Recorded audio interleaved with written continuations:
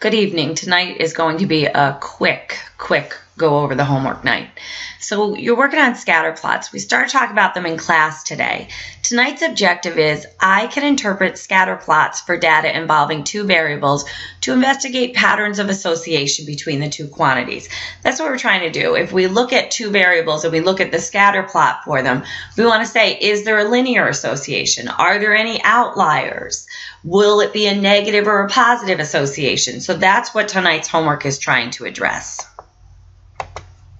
So if we look at part A on the homework, it says, Martin collected data about the number of books people read and movies people watched last month. He recorded the data in the scatter plot below.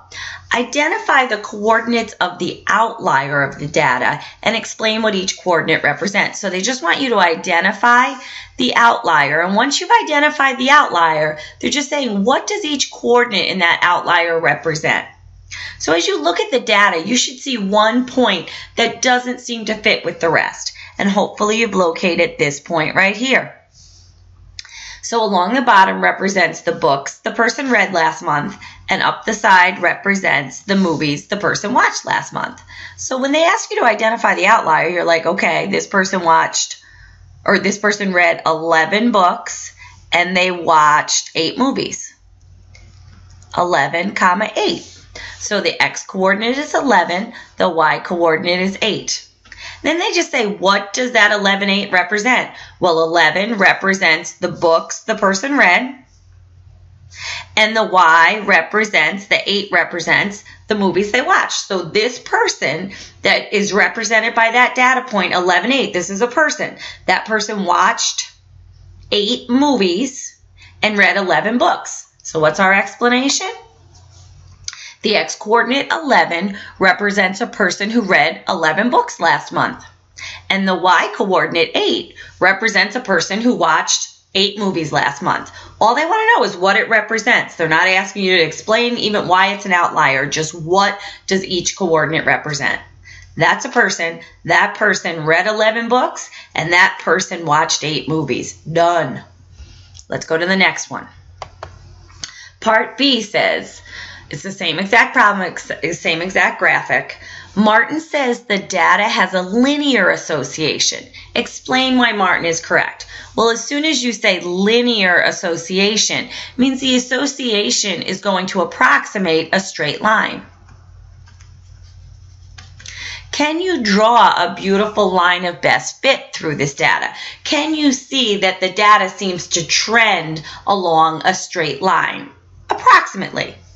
And if we look, we can draw in a line of best fit. The way I chose this line is I said, okay, I'm not even going to think about the outlier. The outlier really is a person who really doesn't fit the norm for this situation. Here, I see there's 1, 2, 3, 4, 5, 6 points above my trend line that I've drawn, and 1, 2, 3, 4, 5, 6 points below my trend line I've drawn. You might choose a different trend line, but in general, you should be able to see that it's going to be linear. It's going to be linear. It's going to have actually a negative slope. So explain why Martin is correct. Well, most of the data, except the outlier, which is why I didn't consider it, lies along a trend line or a line of best fit. You can see those scattering of points follow a basic line. So that's all that you have to tell. Why is it a linear association? Because most of the data, exclude that outlier, lies along a trend line or what we've called in class a line of best fit. That's all you have to write for that one. Next up, this is actually part C. Sorry, it says B, but we mean part C. It says Martin says the data shows a negative association. Explain why Martin is correct. Well, what would a negative association mean?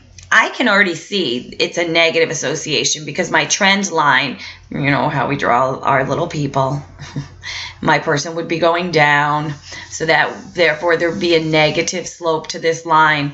Negative slope says this is definitely a negative association. But what they're going to want to know is in terms of the situation, why. And what you could explain is the more books a person reads, it appears as though In general, the fewer movies they watch. So do you see how your books, your X increases?